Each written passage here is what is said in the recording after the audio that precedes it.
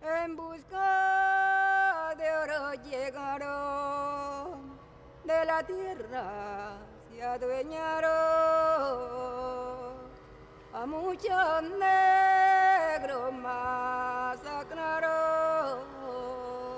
¡Ay, salve! ¡Ay, salve! Yo soy tristemente una campesina, yo no soy nada, yo no soy nada. Lo que hemos sufrido nosotros en este país es una cosa desastrosa.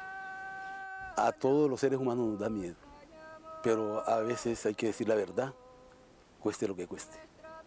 Es terrible, hay gente que la decapitan, otros los trozan con motosierras. Es como para impresionar más a la gente y que la gente pues se le cree el terror más horrible. Y le cortaron así, vea, lo cortaron así, lo dejaron sin manos, le quitaron las manos y le quitaron esa parte de aquí. Que el señor fue enterrado por allá mismo. La gente fue y lo recogió y lo enterramos por allá. Y allí le mocharon la cabeza y jugaron fútbol con ella. Lo mocharon así y así. Y lo cortaron esto todo. Y así lo cajaron. Y lo mocharon esto y ahí lo mataron. Fuimos embestidos por una embarcación rápida, una panga, que produjo que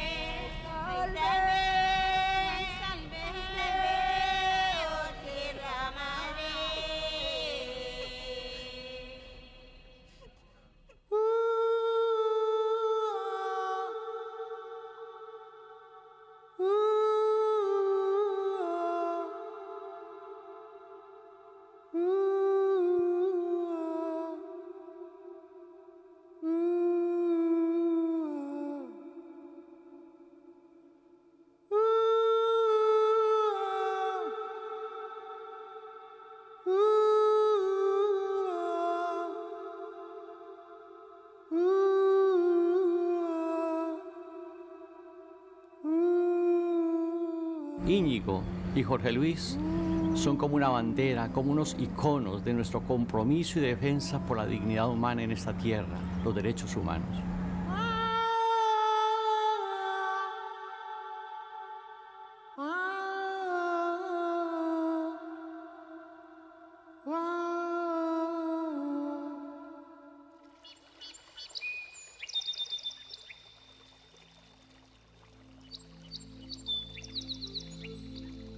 Cuenta una vieja leyenda del pueblo Embera que Caragaví, uno de los dos hijos que tuvo Dios, decidió un buen día librar del trabajo a los animales. Para ello les ofreció este paraíso natural, llamado más tarde el Chocó. Selvas y ríos donde poder vivir sin límite. Todo a disposición de los Embera para disfrutar al máximo de los recursos naturales de la madre tierra. Una leyenda que se ha fraguado durante siglos y siglos aquí, en esta región. Estamos en uno de los paraísos que aún quedan en nuestro planeta. Sudamérica, en Colombia y en su zona noroeste, bañada por el Atlántico y el Pacífico. Un punto de encuentro mágico y maravilloso en el que la naturaleza estalla en todas sus formas posibles y en donde, secularmente, ha vivido la comunidad embera.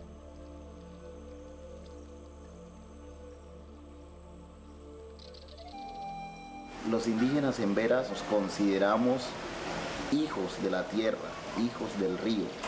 De allí que nosotros desarrollemos una relación de mucha armonía con la naturaleza. Nosotros sin el río no tenemos razón de ser, sin la tierra no tenemos razón de ser. Ya se ha sido desde siempre en esta región del Chocó, uno de los lugares de la tierra con más alto índice de pluviosidad. Por fortuna, las lluvias cesan pronto y dejan como resultado mágico este particular Edén sin parangón en el mundo.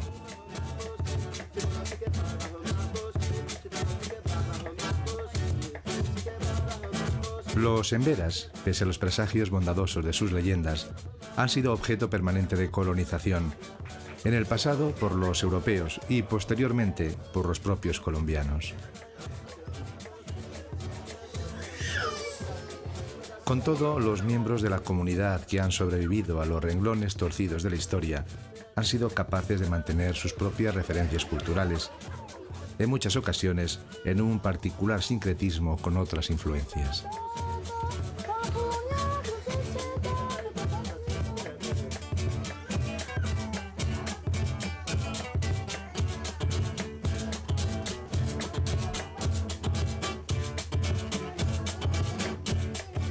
Un pueblo, el Embera, que sabe de la importancia de vivir unidos y organizados frente a las agresiones exteriores. La Asociación Oreguá es su punto de referencia. La Oreguá es una organización indígena que aglutina a 4 etnias indígenas sentadas en todo el departamento del Chocó. La Oreguá pues tiene una cobertura a todo el departamento, a lo largo del río Atrato, a lo largo del río San Juan, a lo largo del río Baudó y la costa pacífica, que son la cuenca más importante. En todo eso es la cobertura de la Oreguá. El corazón de esa tierra mágica se sitúa en este río, en el Atrato, uno de los recursos fluviales del planeta con mayor caudal. Más de 1000 kilómetros de recorrido sinuoso que, antes de llegar al Atlántico, recoge el agua de decenas de afluentes pequeños que contribuyen con el esplendor de su belleza a esta maravilla natural. Los ríos son vida. Sin ellas la tierra se seca, no se produce, no hay animales. Por eso nosotros los indígenas siempre consideramos las aguas o el río es la vida de todos nosotros. A lo largo de las orillas del Atrato encontramos a la otra gran comunidad humana habitante del Chocó. Se trata de la población afrocolombiana. Miles de hombres, mujeres y niños, negros y mulatos, que fruto de las distintas oleadas de esclavos traídas desde África por los blancos durante la larga etapa colonial, distribuyen en estas tierras sus vidas cotidianas. Todo ello entre el trabajo, los sueños y también los momentos de diversión y huida, siempre, eso sí, respetando sus propias raíces seculares.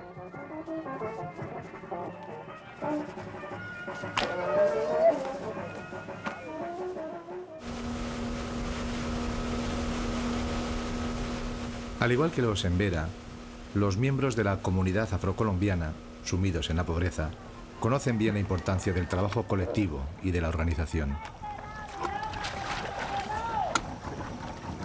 ¿Quién es el representante legal aquí? Julio. Oiga. Buena. Esta nota, ¿cómo que la de ustedes? O sea que aquí un encuentro zonal que se va a realizar acá. Entonces, para que preparen... Si la Oreguá es la institución referencial para los indígenas, en el caso de la población negra, su punto de encuentro se llama ACIA, Asociación Campesina Integral del Atrato. El gobierno, sin contar con nosotros, no había la participación de nuestros pueblos y siempre en nuestro territorio se utilizaba como un instrumento de saqueo. Y todavía se está saqueando, pero sí, después de que nace la ACIA, a través del decreto 1745, la ley 70, había un control del territorio y han habido dificultades, pero son superables. La ACIA, al igual que la Oreguá, tiene su sede central en esta ciudad, Quibdó, la capital del Chocó. Un gran núcleo urbano formado a orillas del Atrato y que orienta toda su actividad, principalmente comercial, a un río que la ha visto crecer y crecer a lo largo de las últimas décadas.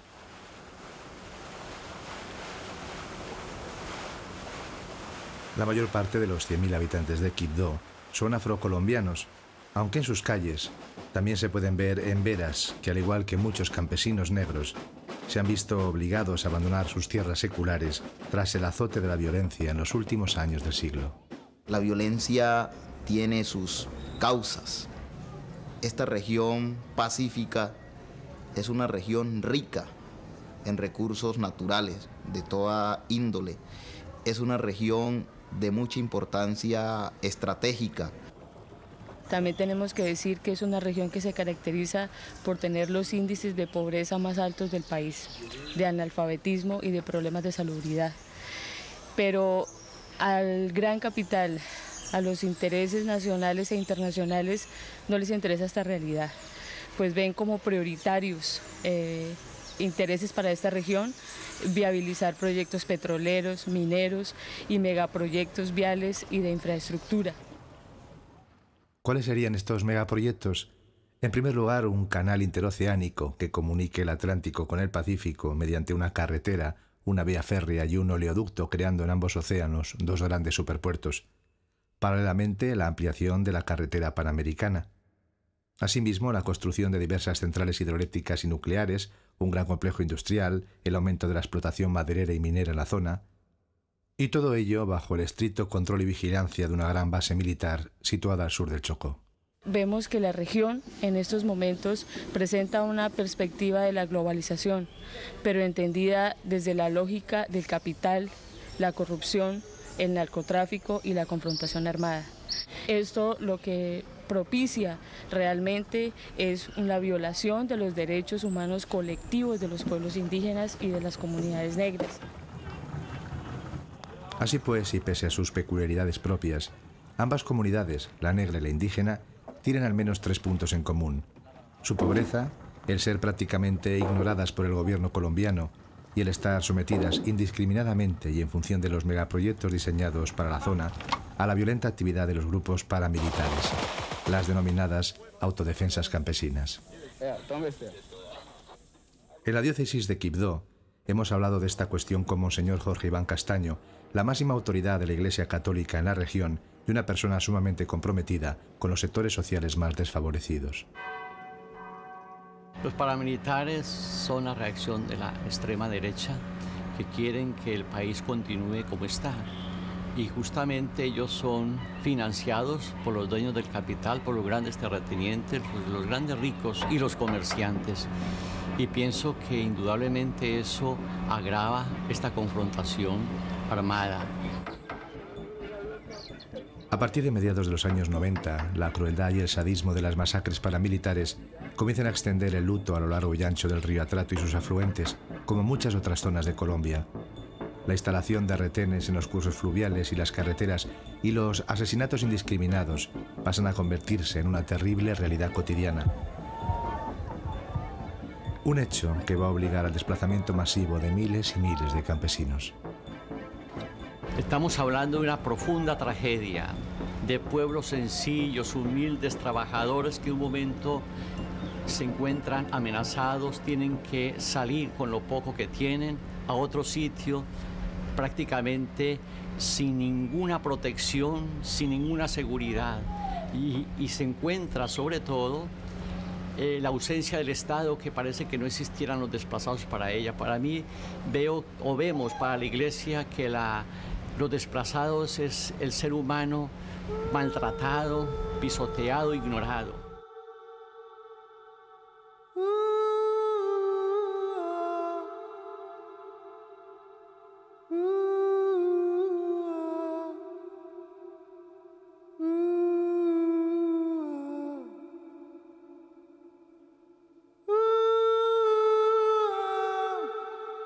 Nosotros vivíamos bien en los pueblos, sabrosos, con todos sus compañeros campesinos allí. Luego llegó un grupo que se dominaban guerrilla. Luego, a medida que pasó el tiempo, eso se fue extendiendo. Ya ellos eran las autoridades que teníamos en los pueblos. Después pues se arreglaban los problemitas con ellos, con la guerrilla no pasaba nada. Luego llegaron otros grupos que nos decían que eran autodefensas campesinas. Luego que ya ellos llegaron, ya empezó el conflicto, porque ya no eran con los grupos que decían que eran guerrillas, sino con el campesino. Ya era que los campesinos éramos torcidos y que éramos de otro grupo. Somos una autodefensa, nosotros estamos luchando contra el Partido Comunista. Y el último que entró le dijo, no, aquí hay uno, amárrenlo. Y yo, pero ¿cómo? Ese hijo mío, ¿y cómo lo manda a amarrar? Usted no sabe quién somos nosotros. Nosotros somos la autodefensa campesina. Yo me atemoricé mucho, mis niños lloraban. Una de las niñas más pequeñitas, ella se tiró al suelo cuando ya empezaron a escuchar cosas horrorosas, donde se escuchaban bombas, cohetes, rafagueos, cosas espantosas. Yo me atemoricé mucho, me dio mucho miedo y yo salí corriendo con mi niño.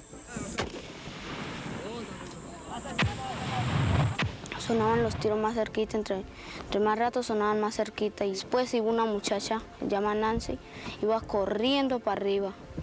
Cuando nos dijo que siguiéramos corriendo porque los paras iban atrás de ella. Caminé 8 días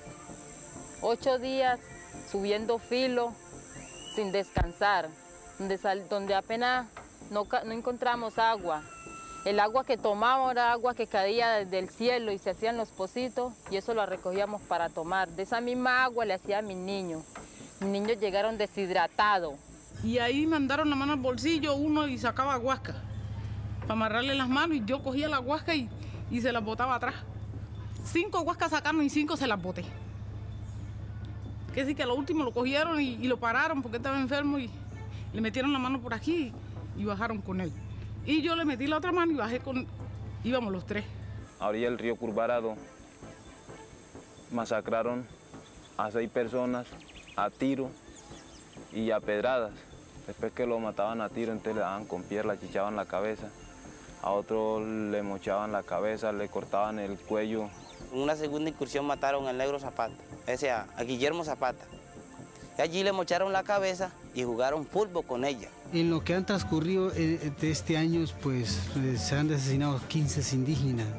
Tenemos caso reciente de un indígena, José Belarmino Tunay, y José Belarmino Domicó, asesinado a manos de los paramilitares que fueron descuartizados como animales y fueron destrozados también de todos los cuerpos y las partes genitales. Entonces me contestó él y me dice, mamá, suélteme. Aquí hayan 2 muertos, mejor que haya 1. Yo no lo quería soltar. Lo embarcaron en su bote y lo llevaron para arriba. De allí siguieron hacia arriba otra vez. Allá mataron a un señor que le decían el Morocho. Ese señor meramente en tierra le encontramos una mera costilla. Lo mataron a pura hacha y machete.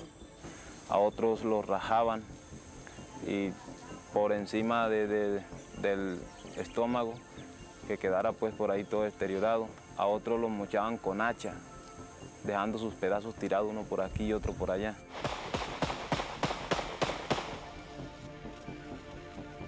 Nosotros por la noche teníamos que dormir sentados porque no podíamos acostarnos. Y nos acostábamos y pensábamos que iban ellos cerquitica. En ese preciso momento no estoy allá porque me da mucho miedo.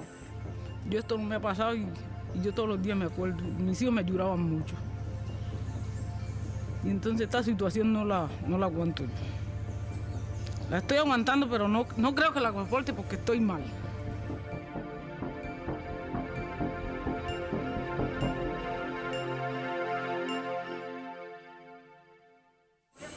Nos da tristeza contar eso, que otro coma por la sangre de nosotros mismos.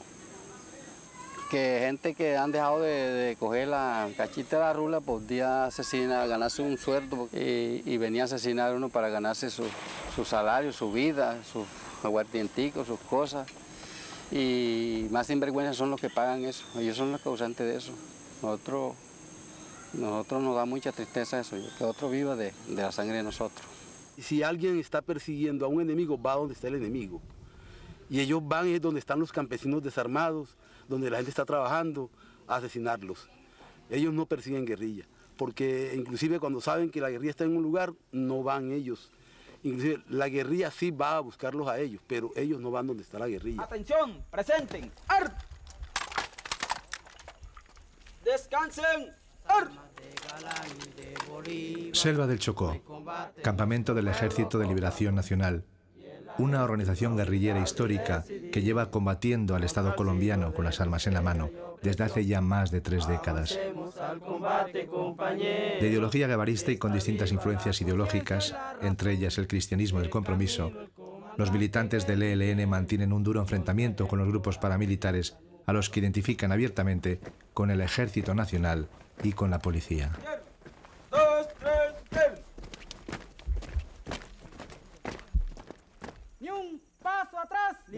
Liberación o muerte. Ni un paso atrás. Liberación o muerte. Por ejemplo, nosotros en estos días hicimos una acción donde la organización combatió a las fuerzas paraestatales. Se capturó inclusive documento donde queda una vez la evidencia del vínculo de los paramilitares y ejército, sí, o pues la misma familia.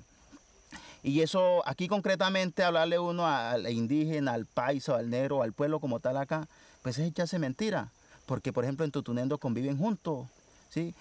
Ya anteriormente se había dado una situación bien difícil en el Vigía del Fuerte y Bojayá, ¿sí? Donde arbitrariamente ellos llegaban ahí, el retén de los paramilitares en la parte de encima, a 200 metros del puesto, y en la parte de abajo el otro retén de los paramilitares, y en el centro de la policía.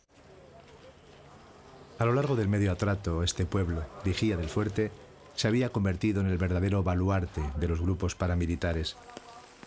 Durante muchos meses instalaron en este punto un retén, un control permanente, mediante el que impedían el paso de alimentos y medicinas a la población.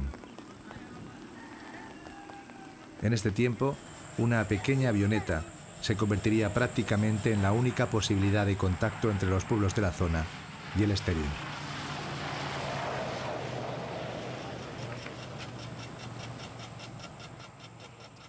En marzo de 1999, y durante más de 17 horas, varios centenares de hombres de las FARC, las Fuerzas Armadas Revolucionarias de Colombia, atacaron el pueblo acabando con la vida del alcalde, los policías del acuartelamiento y diversas personas acusadas de formar parte de los grupos paramilitares. También murieron en la operación víctimas inocentes. La prensa colombiana acusó abiertamente a las FARC, el movimiento guerrillero de ideología marxista-leninista que se ha convertido en el más antiguo de América Latina, de haber atacado indiscriminadamente a la población.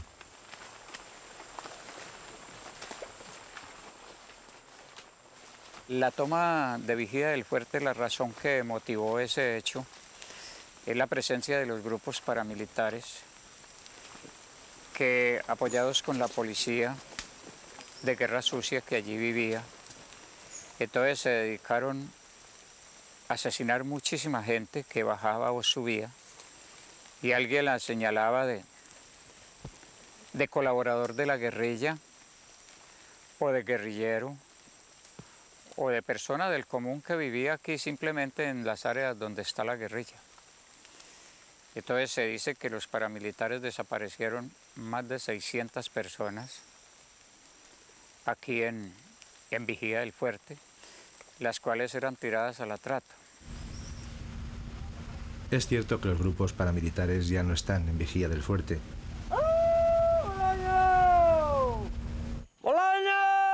Pero su presencia sigue siendo una constante a lo largo y ancho de todo el río Atrato. El miedo y el terror entre los campesinos continúa. Ellos pasaron aquí matando a la gente, al que encontraban lo mataban, lo despedazaban, le sacaban los ojos, le mochaban por brazo, por la mano, después los despojaban. Ellos desde que encontraban un ser viviente lo mataban, llegaban a las casas y las quemaban. Nos quemaron las casas, por eso vivimos en estas chozas. Los animales se los robaban, las gallinas, cerdos, el ganado también se lo llevaban. Hicieron daño en grande manera y mataron mucha gente. ¿Y qué complicidad hay con los paras con el ejército? ¿Cómo cree usted la situación? Hombre, decimos que también el ejército tiene la mano encerrada en esto porque ellos entraban revueltos. El ejército con los paras. Y entraban masacrando a las personas, a todo el que se encontraban lo mataban. Muchas miradas acusatorias se dirigen hacia aquí, hacia el campamento central del Batallón de Infantería número 12 del Ejército, con base en Quibdó. Compañía Oración Patria. 3. Llegado el caso, morir por defenderte. También hacia la comandancia de la Policía Nacional del Departamento del Chocó. Sus responsables niegan cualquier vinculación con estos grupos. Aquí sinceramente nosotros trabajamos con objetivos por mandato institucional de nuestros propios directores y altos mandos de la institución, donde nosotros somos neutrales en ese sentido. Nosotros combatimos tanto la subversión como los mismos paramilitares. La trágica situación que asola el Chocó, al igual que otras muchas zonas de Colombia desde hace ya más de una década, ha encontrado un alivio en la solidaridad internacional con el abierto apoyo de determinados agentes locales. En esta región, la propia diócesis de Quibdó y la ONG vasca Irugarre Mundua Tabaquea, Paz y Tercer Mundo, han venido desarrollando en los últimos años una intensa actividad humanitaria, una cooperación que se ha centrado tanto en las comunidades desplazadas como en aquellas que han resistido en sus lugares de origen a los embates de la violencia.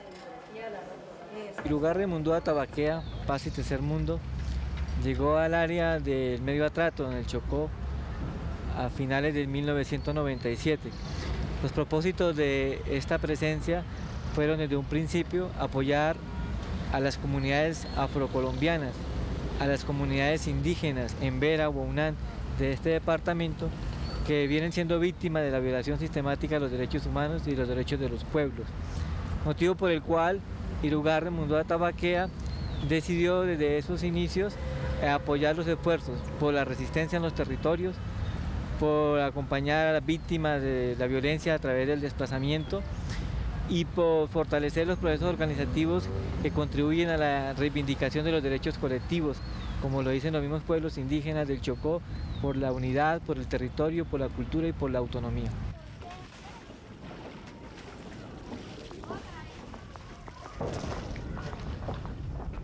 La tienda comunitaria, específicamente en Murindó, pues ha sido también la respuesta al bloqueo económico que han implementado algunos grupos al margen de la ley, con el fin de evitar la entrada de los alimentos hacia toda esta comunidad y así tratar de que las personas se salgan de sus tierras. Con la tienda comunitaria se ha logrado romper un poco eso y así lograr la permanencia de las personas murindoseñas en su comunidad, abaratar los costos de los víveres y lo más importante, pues que llegue la comida a las personas, que es un derecho vital que tiene toda persona para subsistir.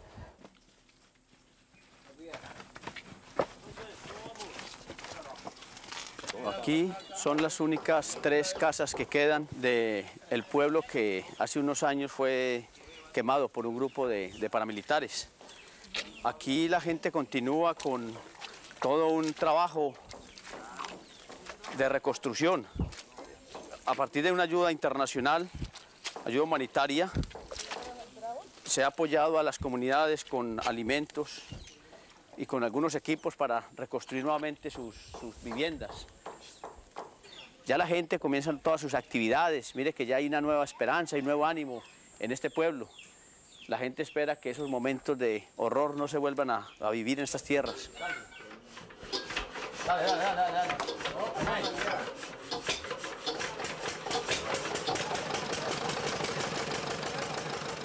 Posteriormente ya entramos a una capacitación en la parte de la trilla del arroz, lo del trapiche de caña y los otros proyectos productivos que realmente son los que van a fortalecer a ustedes aquí en la comunidad como para lograr esa soberanía alimentaria o esa seguridad alimentaria que es muy importante de todas maneras y es de lo que está empeñado en este momento PTM y la solidaridad internacional en que la gente que ha perdido sus cosas a través de toda esta guerra que se está dando aquí en Colombia pueda realmente sobrevivir y pueda salir adelante.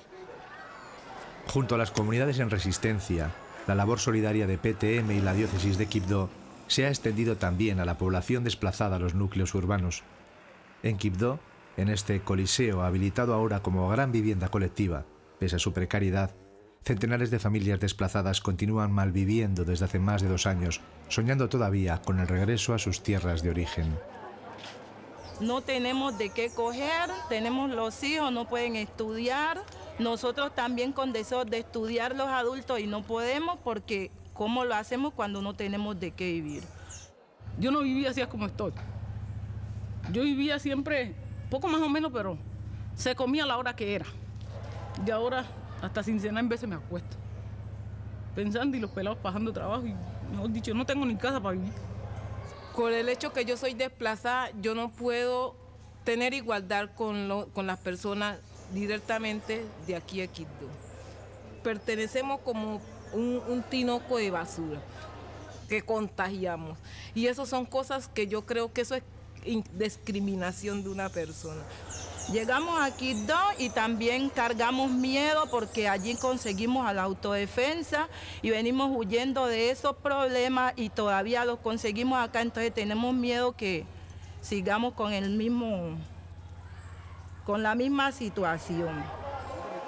Para el desarrollo normal del orden del día, nos integremos más, nos vemos mejor, nos vemos más compactos y escuchamos más. Entonces, el orden del día dice: reflexión política a cargo de Juan Romaña, vivienda a cargo de la compañera Yaila Jessie y salud a cargo de Miguel Baloyes.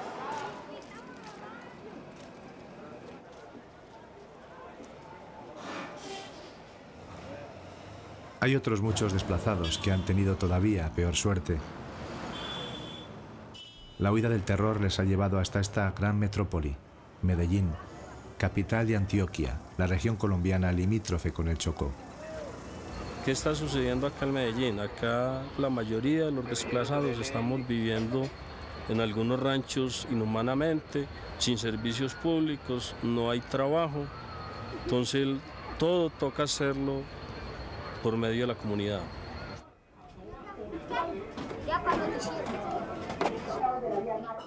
Cuando yo escucho decir la palabra paramilitar, se me viene a la mente la imagen de un monstruo horrible. Esas personas me han hecho mucho mal, me han quitado a mis seres queridos. Gracias a los paramilitares, ahora soy una más de la lista de los desplazados de Colombia. En los barrios periféricos y marginales de Medellín, como este de Olaya Herrera, las carencias y las dificultades de miles de desplazados son solucionadas en buena medida mediante el trabajo colectivo y solidario de todos los vecinos. Gracias también a la labor de PTM y otras ONGs europeas, la autoorganización popular es todo un ejemplo de colaboración mutua, aunque la violencia también extienda su larga sombra entre estas comunidades. Estamos trabajando muy unidos para que nuestros derechos sean reconocidos como desplazados. Hace por ahí un mes nos desaparecieron dos compañeros que los cogieron por ahí y hasta el momento no han aparecido todavía. Llega la noche a Jiguamiandó, un apartado lugar situado a orillas de uno de los afluentes del río Atrato. No hay luz eléctrica y los problemas de salud o la falta de alimentos son una constante para una población que también ha conocido directamente las incursiones de los paramilitares en noches como esta. Pero aquí, en medio de la nada, decenas de hombres, mujeres y niños encuentran también momentos para la sensualidad. Bailan al compás de canciones que evocan en sus letras el drama de su situación y el orgullo de su resistencia, porque son precisamente eso, una comunidad que ha decidido resistir en sus casas frente a la agresión paramilitar.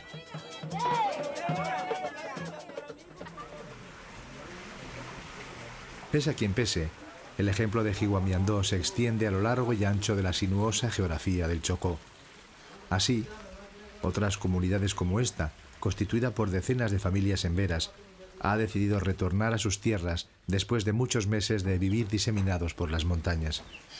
No es tarea fácil porque son conscientes del riesgo que corren y el miedo en sus caras es el mejor reflejo de lo que verdaderamente están pasando. Los indígenas emberas tienen la creencia que todo espacio que va a ser habitado debe ser, se le debe propiciar una adecuación desde el punto de vista espiritual. Deben de controlarse las fuerzas negativas, deben de controlarse las fuerzas espirituales que allí habitan para que ahora sí los humanos puedan entrar a ese espacio. Eso explica que los niños y las señoras al llegar de nuevo a la comunidad del 21 estén asustadas, tengan miedo de entrar a la casa, porque no están seguros ni seguras de que el espacio se le ha propiciado un rito de equilibrio para que pueda ser habitado nuevamente. Va subiendo la corriente con chinchorro y atarraya, la canoa de Bareque para llegar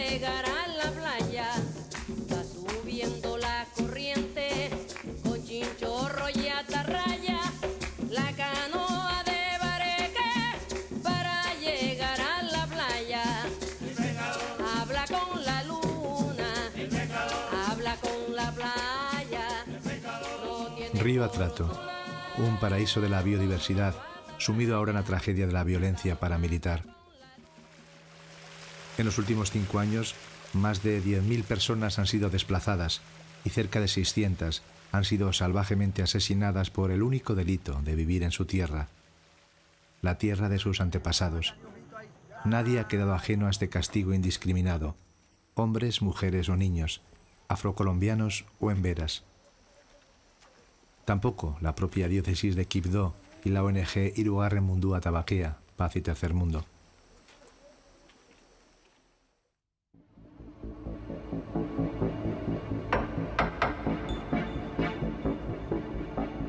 El 18 de noviembre de 1999, el cooperante vasco Íñigo Eguiluz regresa en una panga a Quibdó después de elaborar diversos informes sobre la situación de los derechos humanos y el desarrollo de los proyectos de cooperación en varios pueblos del Medio Atrato.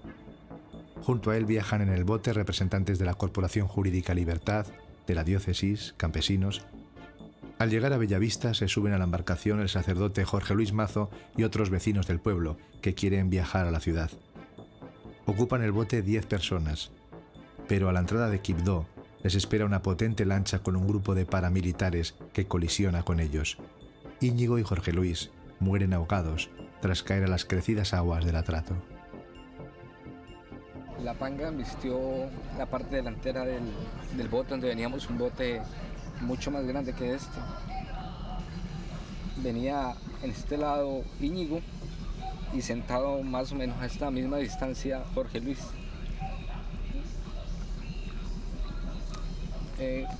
Las luces de la ciudad pues reflejan cualquier embarcación que viniera, por lo tanto sería visible. Sin embargo, nosotros no vimos en ningún momento la embarcación. Salió de esta parte de atrás, más o menos la misma distancia, unos 50, 60 metros de la orilla, con una velocidad pues considerable, y ocasionó en la parte delantera que colisionó en esa parte de delante y ocasionó que tanto Íñigo cayera al agua y Jorge Luis. A Jorge Luis personalmente nunca, una vez se produce el impacto, pues nunca lo vi. Íñigo sí cae a mano derecha y alcanza a bajar en su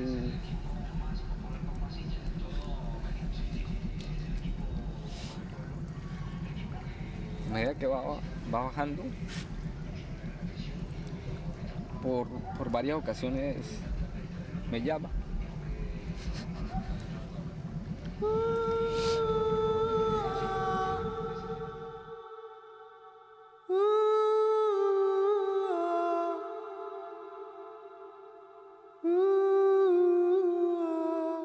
Creo que el sentimiento, por lo menos, que me inunda tanto por Jorge Luis como por Íñigo, es de mucho dolor, de mucha rabia, pero nunca de odio.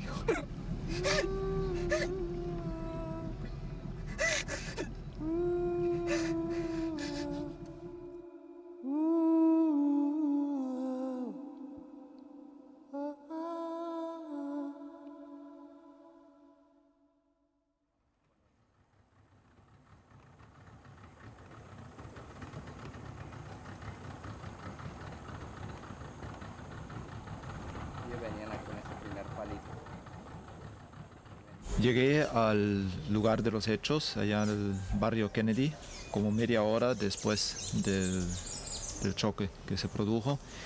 En este momento, pues ya la gente del barrio ya habían acudido a socorrer a todos los sobrevivientes. Las 8 personas ya estaban todos a salvo.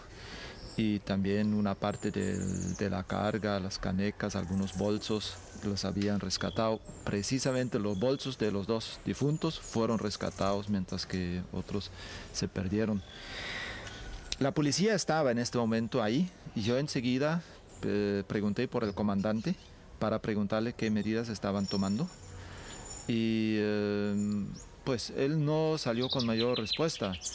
Y entonces, como sabíamos ya que el vehículo que había causado el choque estaba huyendo río abajo, yo le insistí o le pregunté si había avisado al comando de policía en Bellavista para que interceptaran este vehículo.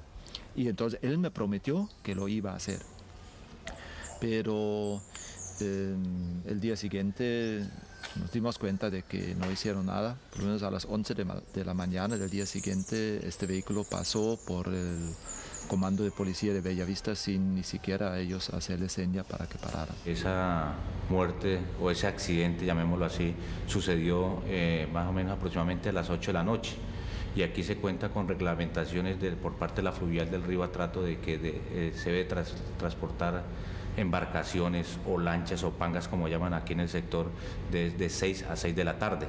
Entonces posiblemente por la situación de la hora pudo haber una colisión de dos lanchas que de pronto iban a velocidad, a bastante velocidad, y realmente se produjo un accidente. Es prácticamente imposible confundir esa embarcación con un tronco por las dimensiones de la misma en longitud y en altura sobresaliendo del agua.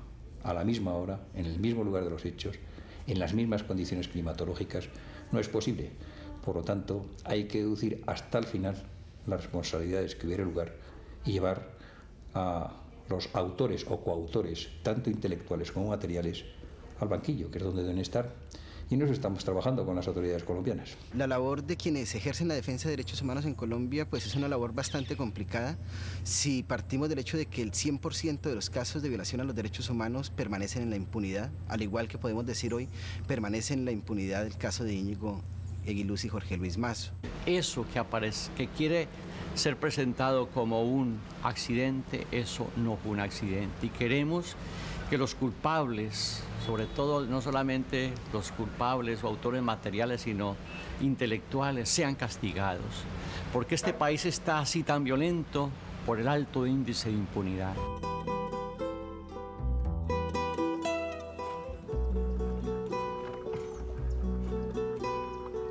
La población se volcó porque nos dolió tanto, toda la población que estamos en calidad de desplazados, nos volcamos hacia la diócesis de Quibdó a acompañarlos en el sentimiento y a ver cómo íbamos a hacer para ayudar nosotros en la búsqueda de los cadáveres. De allí, de la diócesis, nos asignaron botes, chalupas, pangas y mucha gente nos íbamos hacia lo largo del río Atrato hasta más o menos donde nos decían que podían salir los cadáveres, y acompañamos en la búsqueda hasta que se consiguieron. Nos dolió mucho porque eran personas que estaban acá trabajando por nosotros y perdieron la vida prácticamente por nosotros, por hacer un bien. La celebración que se hizo aquella noche tuvo muchísima participación del pueblo de Quibdó y de los campesinos que habían conocido la labor de Íñigo y de Jorge Luis. El día siguiente también hubo mucha participación para acompañar el ataúd al aeropuerto y darle la despedida allá. Jorge Luis para esta comunidad significó muchas cosas. El primero, el vivir alegremente la fe, el sentido de la vida, el acompañamiento a las comunidades negras e indígenas. En segundo lugar, un compromiso siempre vivo y activo en medio de un conflicto que el Estado le declaró al pueblo colombiano. Para nosotros ha sido una situación de angustia, de dolor, el trágico fallecimiento que él tuvo, muerte causada por los paramilitares llegando a la ciudad de Quibdó.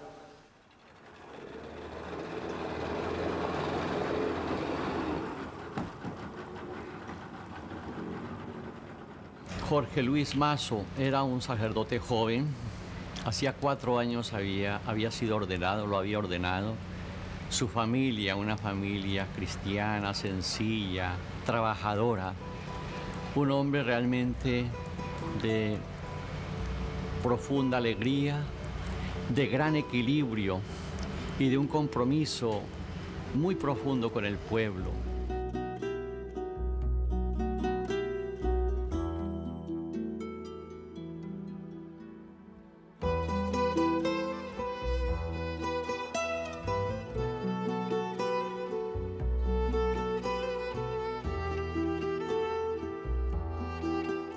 Yo tengo la última foto que Íñigo le tocó viajar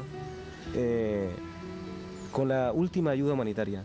Tuve la curiosidad de tomar una fotografía y la reservo como muy íntima, porque una persona como Íñigo y el padre José Luis, pues, y cae en manos de gente tan cobarde, la forma que lo asesinaron, pero un día dan cuenta de todo lo que han hecho.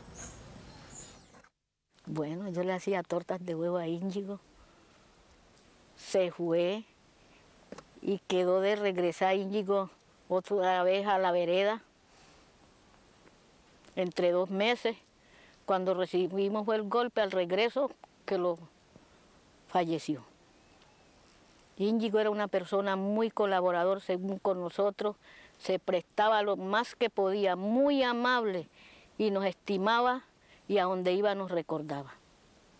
Cuando una persona realmente, honestamente viene a colaborarle a uno de su país donde es y que pase algo que a uno, que uno como que se siente culpable sobre la problemática porque viene como a favorecernos, a colaborarlos a nosotros, eso le duele mucho a la población. Y nosotros hasta hoy lo sentimos como que es parte de la familia de nosotros. Yo por no saber elementar el nombre a él cuando se fue para abajo me dijo que cuando viniera me regalaba un par de zapatos. Porque yo no le sabía mentar el nombre y cuando él llegaba lo trajeron aquí ahogado.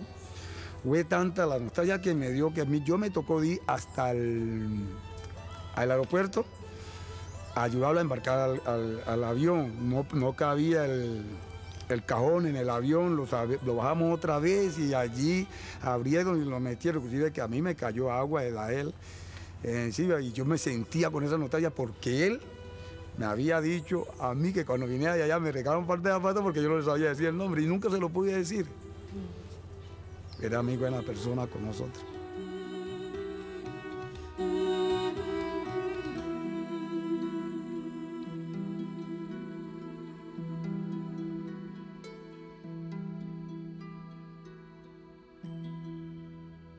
La labor que realizaban era concretamente de ayuda humanitaria al pueblo, ¿sí?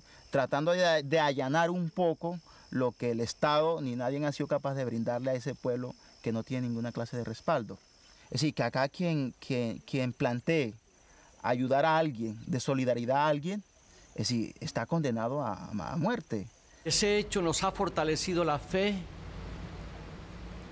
y desde ese hecho cada día estamos más comprometidos a seguir luchando por lo que ellos lucharon e incluso también a morir por lo que ellos murieron. El mejor homenaje que le podemos hacer a Íñigo Eguiluz y a Jorge Luis es justamente continuar trabajando por los ideales por los cuales ellos dieron su vida. Y por eso pensamos que el trabajo de Irugarren, PTM, en esta región del Chocó, en estas regiones de Colombia no puede pararse. Sería traicionar la memoria de estos dos hermanos y ante todo sería traicionar las apuestas de los pueblos indígenas y afrocolombianos que siguen debatiéndose para reivindicar sus derechos. Pedro Canoero, la esperanza se te iba sobre el agua amanecida. Tu esperanza, Pedro, al fin no tuvo orilla. Pedro Canoero, te mecía el agua lejos de la costa cuando te dormías. Pedro Canoero, corazón de arcilla, sobre la canoa se te fue la vida. Pedro Canoero, te mecía el agua lejos de la costa cuando te dormías. Pedro Canoero, corazón de arcilla, sobre la canoa se te fue la vida. Pedro Canoero, te mecía. Aunque es de noche, ya también nosotros seguimos esperando el día, el amanecer. Y es un amanecer con mucha esperanza, ese trabajo nuestro que lo seguimos soñando y construyendo con los pueblos negros e indígenas de esta región, busca sobre todo hacer posible el sueño y el proyecto de vida de estas mismas comunidades. Fundamentalmente lo que pretendemos y queremos es que el mundo conozca que en esta región, en el Chocó, una porción de este planeta, pues se está cometiendo un genocidio, se está cometiendo un ecocidio y se está cometiendo un etnocidio, que pueblos enteros están siendo desarraigados, que pueblos enteros están siendo masacrados.